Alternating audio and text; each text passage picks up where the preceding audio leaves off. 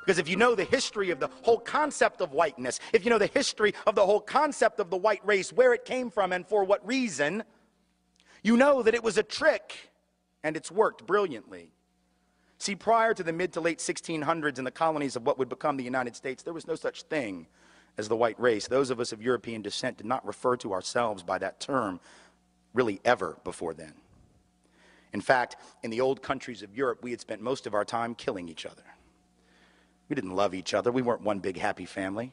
The side of my family that comes from Scotland, hell, they didn't even worry about fighting people outside of Scotland. Highlanders and Lowlanders just fought the hell out of each other.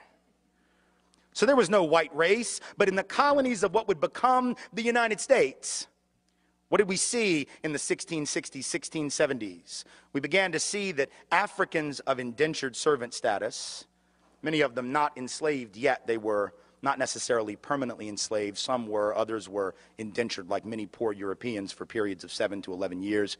They could work off their indenture, and then they would be free labor, technically. Realized, as did the white indentured servants, the Europeans, who hadn't even been called white yet, that they had a lot of things in common, like the fact that they were all getting their clock cleaned by the elite. And so they would get together, more than our history books taught us, to foment rebellion against the elite, to try to get a better deal for themselves on the basis of economic necessity and economic justice.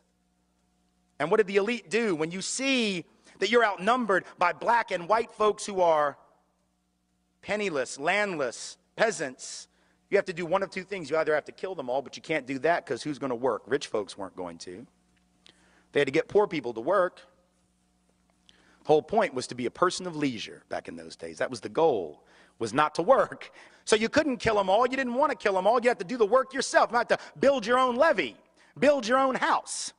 No. Pick your own tobacco, harvest your own cotton. No, we're not going to do any of that. So you can't kill them, but you can co-opt them. And so the elite in Virginia, for example, in the colony, begins to give certain carrots to people of European descent, saying things like, you know, we're going to let you own a little land. Not much, but just a little. And we're going to get rid of indentured servitude. Now you're free labor. And by the way, once you're free labor, you get 50 acres of land.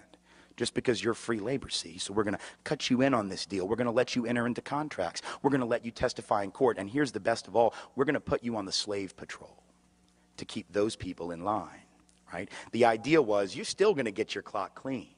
We still don't like you. We still aren't going to really empower you or change your economic subordination, but we're going to make you honorary members of this team, and you're going to help us keep those other people down. And so they got a little taste of power, and it did effectively divide and conquer those coalitions. Those rebellions began to stop almost instantly. Fast forward to the Civil War era, you have rich white folks in the South, where I come from, standing up and openly admitting that the reason they're prepared to secede from the Union, and the only reason they ever articulated publicly, ever, was to maintain and extend slavery and white supremacy not only where it already existed, but into the newly acquired, that is to say, stolen territories from Mexico to the west. That was what they said. Now we lie about it. We say it wasn't about slavery, that it was about states' rights. Yes, the right of the states to keep and maintain slaves, exactly. But back then they had no shame, so they didn't try and cover it up.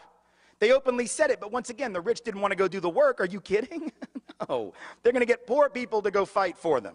And the poor folks didn't even own slaves. Now think, how do you get poor people who don't even own the shirt on their back, let alone slaves, to go fight to keep your slaves for you? You've got to convince them that their skin is more important than their economic interest. Because think about it, if I am a farmer who has to charge you $1 a day or $2 a week to work on your farm and harvest that tobacco or pick that cotton, but you can get a black person to do it for free because you own them, who's going to get the job? Not me. In other words, slavery actually undermined the wages and the wage base, the economic floor of the typical white working class or low-income person. But they were told, if these people are freed, they're going to take your job. No, fool, they got your job. That's the point. And so at some level, again, working class white people being harmed by white privilege, relatively being advantaged, right? Being given a leg up, being given a membership to the club, but in absolute terms being kept economically subordinated by the very thing that gave them a sense of superiority. How's that for irony? Then in the present era, this hasn't stopped. This is not ancient history.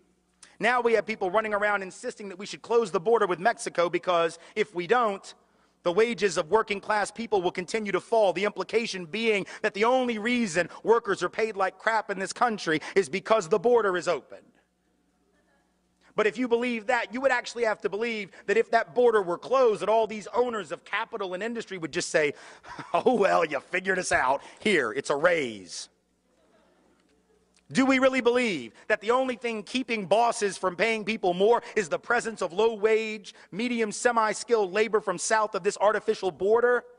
Is that really what we believe? We know that if that border is closed, it isn't going to be closed to capital. It isn't going to be closed to goods. If you have a border that can be crossed by capital looking for the highest return on investment or goods looking for the highest price, but labor is chained to its country of origin, how is that going to work to the benefit of working people? By definition, it doesn't. By definition, it immiserates the working class. Divide and conquer. But the best example of all, perhaps, in the contemporary era, in the greater New Orleans area after Katrina. Here you have two communities that were the most hard hit.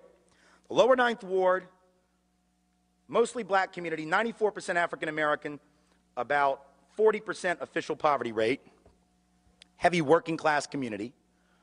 And right across the canal, St. Bernard Parish, Chalmette, 95% white, also working class, high levels of poverty, economically very similar. And at the end of the day, in those first few days of September 2005, more similar than they probably would have realized.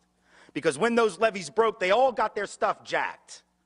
They all got their stuff destroyed. But if you had asked white folks in Chalmette, and I've done it, who was the cause of the problems in the greater New Orleans area prior to that flooding, they would have pointed across that canal at those black folks, wouldn't have called them black folks, and would have said, there, that's the problem. 70% of the white folks in St. Bernard Parish voted for David Duke, white supremacist, neo-Nazi, former head of the largest Ku Klux Klan group in the United States when he ran for governor in 1991. 7 out of 10 gladly voted for him because he was blaming black folks for all of their problems, and they bought it. What's the irony?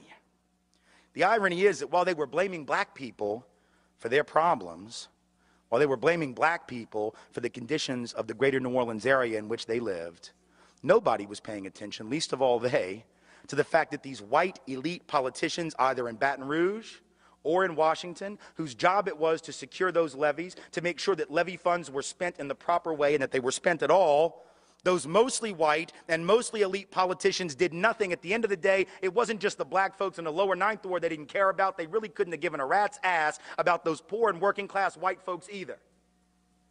And yet, when the people of Chalmette, people of St. Bernard Parish got back into session, first time they had a city council meeting, parish council meeting after the flooding, the lights aren't even on yet. The water isn't even hooked up. And the first order of business was to pass an ordinance saying that you couldn't rent property in St. Bernard Parish to anyone who wasn't a blood relative.